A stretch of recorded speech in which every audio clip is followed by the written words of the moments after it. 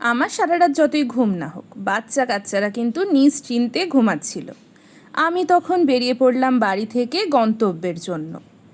আজকে বাড়ি থেকে বেরোনোতেই দৃঢ় প্রতিজ্ঞ, আজকে শরীর খারাপ করা চলবে না। যা যা প্রিকশন নেওয়ার ছিল সব কিছু নিয়ে বেরিয়েছি। তো শরীরটা বেশ চনমনেই ছিল, জানলার ধারে হাওয়া খাচ্ছিলাম, কিন্তু ওয়েদারটা ছিল খুবই গুমোট। আকাশে মেঘ থাকলেও কিরম একটা গুমোট ওয়েদার, মনে হচ্ছে বৃষ্টি হবে কিন্তু বৃষ্টি হচ্ছে না। এই করতে করতে যেখানে গিয়ে থামলাম সেখানে চা খাবো বলে। চায়ের দোকানের সামনে অনেক বেকারির বিস্কুট, যেগুলোকে আমি বলি ঘর নোংরা করা বিস্কুট, খেলে সারা গায়ে গুঁড়ো পড়ে।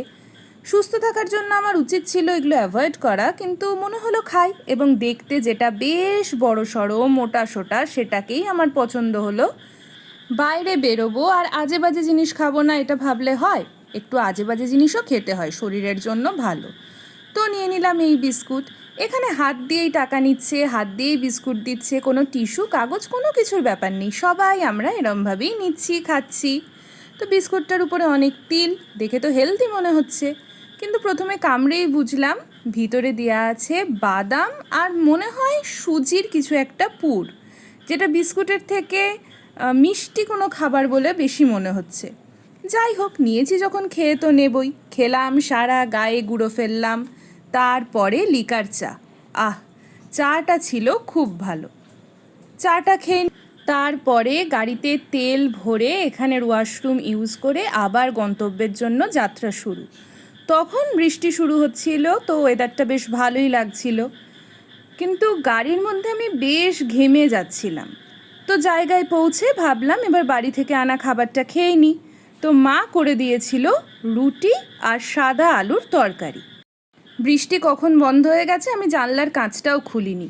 খেতে গিয়ে ঘেমে নিয়ে আমার খানিকটা এইরকম অবস্থা। এই সময় আমি খাই কী করে? তারপরে বাড়ি থেকে নিয়ে যাওয়া চায়ে টিপটপ মিশিয়ে সুন্দর করে চা খেলাম। তারপরে কাজ কর্ম সেরে এবার লাঞ্চের পালা। লাঞ্চ কোথায় করব? আগের দিন করেছিলাম খুবই অপরিষ্কার একটা জায়গায়, তাই চোখ রেখেছিলাম যে ভালো কোনো জায়গা পেলে সেখানে লাঞ্চ করব। দূর থেকে এই ধাবাটা চোখে পড়ল, তো বেশ ভালোই লাগলো, পরিষ্কার পরিচ্ছন্ন। তো প্রথমেই ঢুকে গেলাম। সামনের এই যে চৌকিটা পাতা, এটাই বসার ইচ্ছা ছিল, কিন্তু গিয়েই বসতে কেমন লাগলো, তাই ভিতরে ভদ্রভাবে টেবিল চেয়ারে চলে গেলাম। এখানে এই বন্ধুটার সঙ্গেও আলাপ হয়েছিল।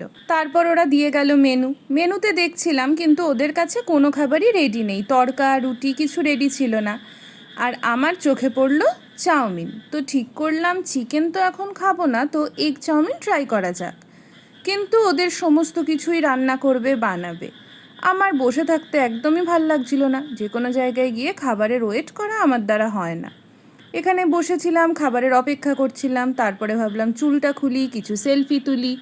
এই সব করতে করতে এক সময় চলে এলো এই যে আমার চাউমিন। কিন্তু 130 টাকায় এক প্লেটে এত কম পরিমাণ আমি এক্সপেক্ট করিনি। যাই হোক, বাইরে এসে খাটিয়াটা একটু বসলাম, বসে আকাশটা দেখতে বেশ ভালো লাগছিল। কিছুক্ষণ এখানে বসে পা দুলিয়ে তারপর আবার গাড়িতে উঠে পড়লাম। এবার বাড়ি ফিরতে হবে। সারাদিনে মোবাইলটা এতই কম ঘাটা হয়েছে, ফুল চার্জ ছিল। তো ব্লুটুথ কানেক্ট করে নিজের পছন্দ মতো গান শুনতে শুনতে বাড়ির পথে রওনা হলাম। আর এই সময় সন্ধেও হয়ে এসেছিল। জানলার ধারে বসে বাইরে তাকিয়ে থাকতে বেশ ভালো লাগছিল। তারপরে কিছুক্ষণ পরই আমাদের ইচ্ছা হলো সিঙ্গারা খেতে। তো চলে এলো সিঙ্গারা। গাড়িতে বসে একখানা সিঙ্গারা খেয়ে নিলাম। সিঙ্গারাটা কিন্তু খুবই ভালো ছিল। এরকম সিঙ্গারা অনেক দিন পর খেলাম। তারপর আর কি, বাড়ির কাছেই পৌঁছে গেছিলাম। চলে এলাম বাড়ি ওই 9:30টার মধ্যে। এইভাবেই কেটে গেল আজকের দিনটা।